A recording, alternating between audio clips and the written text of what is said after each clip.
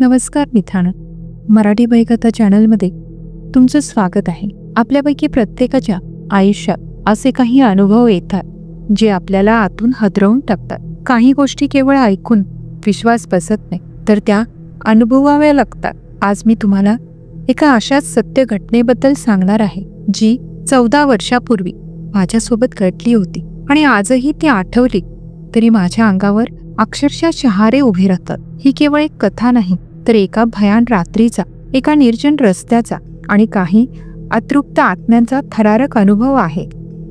हा अनुभव ऐकताना तुमची झोप उडेल याची मला खात्री आहे. त्यामुळे माझी तुम्हाला एक नम्र विनंती आहे, ही कथा शेवटपर्यंत नक्की बघा, कारण यातला प्रत्येक क्षण तुम्हाला खिळवून ठेवेल आणि तुमच्या मनात एक अनामिक भीती निर्माण करेल. आणि हो, जर तुम्ही अजूनही आपल्या मराठी भयकथा चॅनलला सबस्क्राईब केलं नसेल तर लगेच खालील लाल बटनावर क्लिक करून सबस्क्राईब करा आणि बाजूच्या घंटेचा आयकॉनही दाबा, जेणेकरून माझ्या पुढच्या अशाच भयकथा तुमच्यापर्यंत सर्वात आधी पोहोचतील. तुमचं एक सबस्क्रिप्शन मला अशा आणखीन भयानक कथा तुमच्यासाठी घेऊन येण्याची प्रेरणा देईल. तुमचं प्रेम आणि साथ अशीच राहू द्या.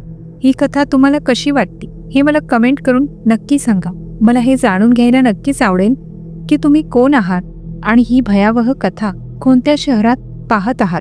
तुमचं नाव आणि शहर कमेंटमध्ये लिहायला विसरू नका. चला तर मग तयार व्हा, कारण आता आपण जाणार आहोत एका अशा प्रवासावर जिथून परत येणं कदाचित शक्य होणार नाही. नमस्कार मित्रांनो, मी प्रसाद, पुणे जिल्ह्यातल्या दौंड तालुक्यातल्या शिंदेवाडी गावचा. खरं सांगायचं तर हे नाव ऐकून तुम्हाला कदाचित काही विशेष वाटणार नाही, पण माझ्यासाठी आणि माझ्या गावासाठी हे केवळ एक नाव नाही, तर अनेक गोड आठवणी आणि एका काळजाला भिडणाऱ्या अनुभवाची साक्ष आहे. आजही तब्बल 14 वर्षानंतरही त्या रात्री घडलेली ती घटना आठवली ना की अंगावर सरकन काटा येतो आणि डोळ्यासमोर तो भयान काळोख तरळून जातो. आमचं शिंदेवाडी गाव तसं छोटंसंच, पण तेवढंच देखणं. हिरवीगार शेतं, ओढे आणि टुमदार घरं. गावातली माणसं साधी, भोळी आणि एकजुटीने राहणारी, एकमेकांच्या सुखदुःखात धावून जाणारी. याच सुंदर वातावरणात आम्ही तिघे मित्र, म्हणजे मी स्वतः प्रसाद, माझा लंगोटी यार अमित आणि आमचा तिसरा मित्र प्रवीण, असे तिघेजण लहानाचे मोठे झालो. आमच्या मनात नेहमीच काहीतरी नवीन करण्याचं ध्येय असायचं. शिकलो, सवरलो, पण नोकरीच्या मागे न लागता गावातच काहीतरी उभं करायचं असं आम्ही ठरवलं होतं. 2011 साल होतं. आम्ही तिघांनी मिळून एक धाडसी पाऊल उचललं. गावातच एक छोटीशी दूध डेअरी सुरू केली. सुरुवातीला थोडी भीती होतीच, पण मनात उत्साह दाटलेला होता. हळूहळू डेअरीने वेग पकडला. गावातील आणि आजूबाजूच्या वाड्या वस्त्यांमधील लोकांचा आम्हाला भरभरून प्रतिसाद मिळाला. दुधाचं कलेक्शन इतकं वाढलं की बघता बघता दिवसाला तब्बल 2000 लिटर दूध गोळा होऊ लागलं. आमचं तिघांचंही मन आनंदानं भरून गेलं होतं. एवढा पैसा, एवढं यश आम्हाला मिळालं होतं. सगळं काही मनासारखं घडत होतं. डेअरीच्या कामामुळे आम्ही दिवसाढवळ्या व्यस्त असलो तरी रात्री घरी परतल्यावर एकमेकांसोबत गप्पा मारत भविष्याची स्वप्न रंगवत बसायचो.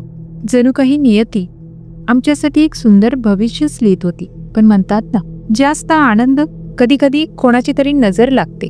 आमच्या ह्या सुखालाही कोणाची तरी दृष्टच लागली होती. आमच्या गावापासून अवघ्या 2 किलोमीटरवर एक निर्जन ठिकाण आहे. त्याला सगळे खोपोडी म्हणतात. नाव ऐकायला साधं वाटेल, पण हे ठिकाण एका गूढ भीतीने ग्रासलेलं आहे.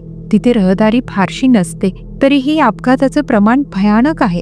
दर महिन्याला किमान 2 ते 3 अपघात तिथे हमखास घडायचे आणि हे अपघात साधेसुधे नसायचे, तर ते जीव घेणे असायचे.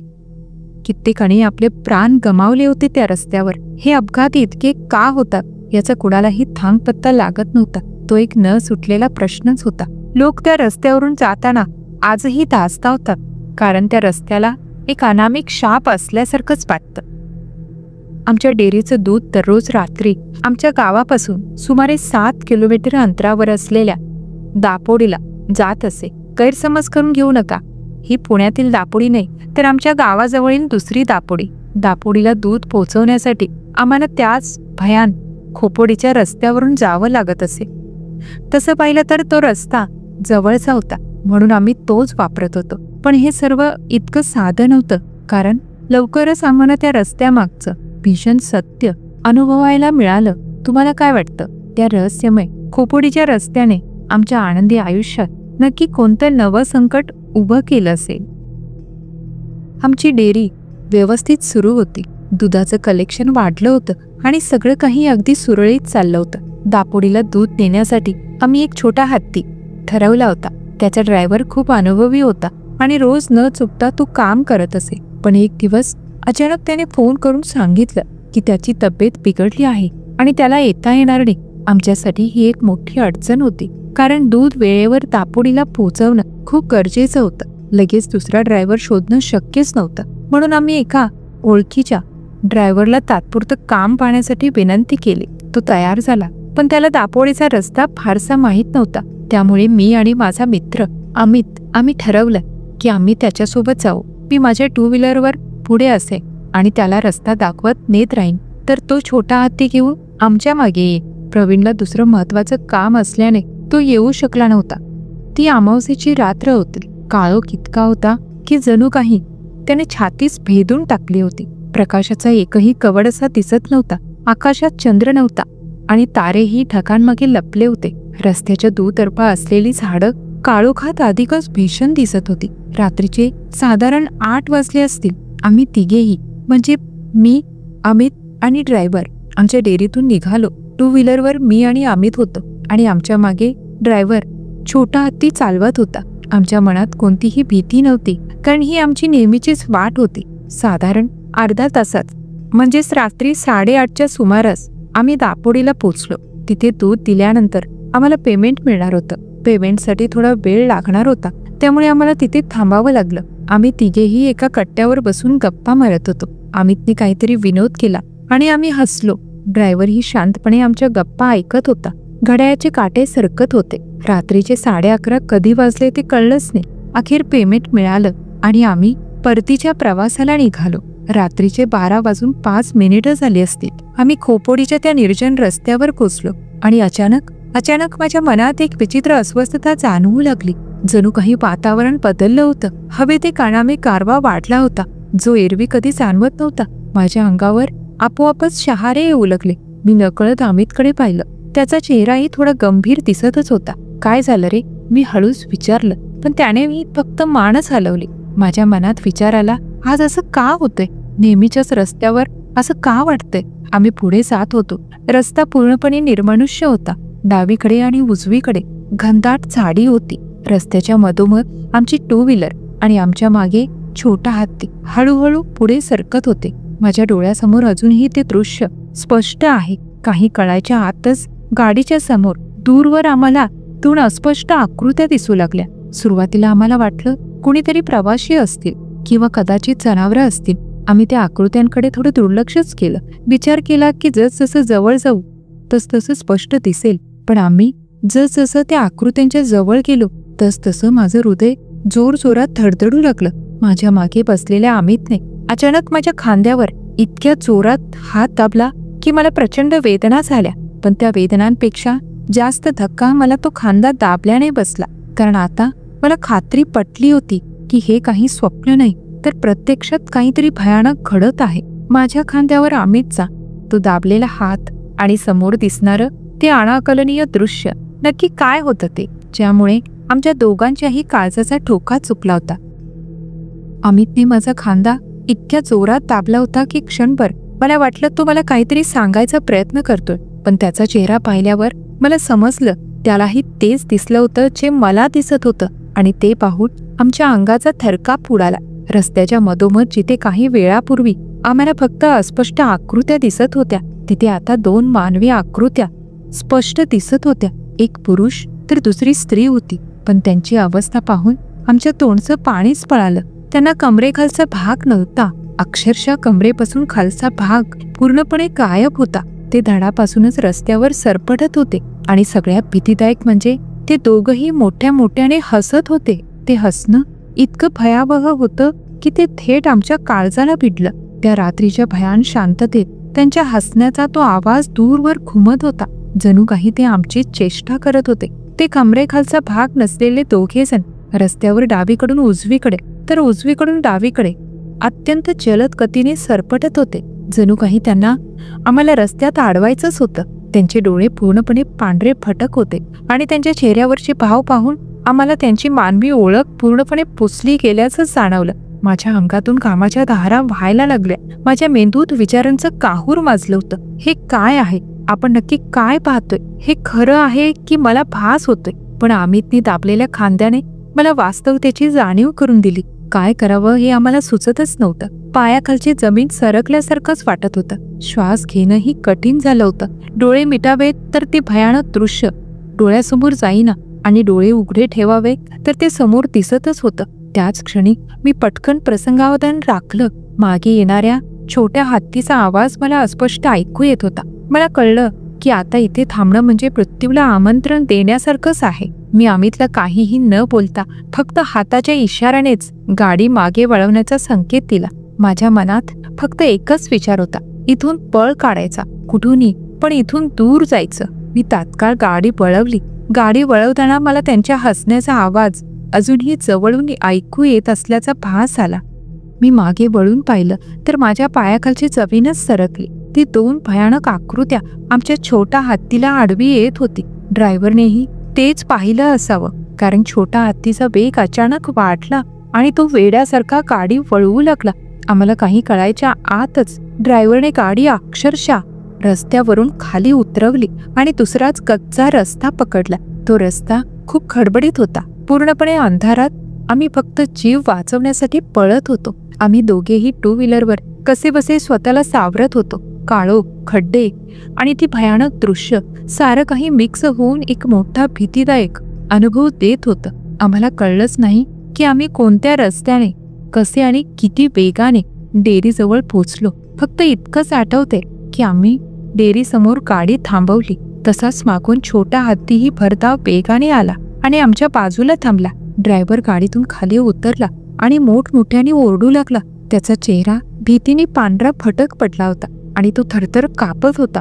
अहो अहो, तुम्हाला दिसलं का? त्या आकृत्या त्या गाडीला आडव्या येत होत्या. त्या हसत होत्या. त्याचे शब्द आमच्या मनात घर करून गेले. त्यालाही तेच दिसलं होतं. याचा अर्थ आम्ही जे अनुभवलं ते खरं होतं. तो निव्वळ भास नव्हता. ती रात्र आमच्या आयुष्यातली सर्वात भयावह रात्र ठरली. भीतीपोटी रात्रभर आम्ही तिघेही झोपू शकलो नाही. डोळे मिटले की ते भयावह हसणं आणि कमरेखालचा भाग नसलेल्या त्या आकृत्या डोळ्यासमोरून जात नव्हत्या. आम्ही वाचलो होतो, पण त्या रात्री जे काही अनुभवलं होतं ते आमच्या मनावर आणि शरीरावर कायमचा ठसा उमटून गेलं होतं. पण त्या भयानक आकृत्या कोण होत्या आणि त्या खोपोडीच्या रस्त्यावरच का दिसत होत्या याचा शोध आम्ही कसा घेतला असेल? ती रात्र आमच्या आयुष्यातली सर्वात भयान रात्र होती. पहाट कधी झाली, सूर्य कधी उगवला हे आम्हाला कळलंच नाही. आम्ही तिघेही, मी, अमित आणि तो ड्रायव्हर, रात्रभर अक्षरशः जागून काढली. डोळे मिटले की ती भयानक हसणं आणि कमरेखालचा भाग नसलेल्या त्या आकृत्या डोळ्यासमोरून हटत नव्हत्या. ड्रायव्हरची तर अवस्था खूपच वाईट होती. तो सतत थरथरत होता आणि त्या माझ्या गाडीला आडव्या येत होत्या असं पुटपुटत होता. आम्हालाही शब्दच सुचत नव्हते. ही नक्की कोणती शक्ती होती हे आम्हाला समजतच नव्हतं. आम्ही जिवंत वाचलो हेच आमच्यासाठी खूप मोठं होतं. सकाळ झाली तशी थोडी हिंमत आली.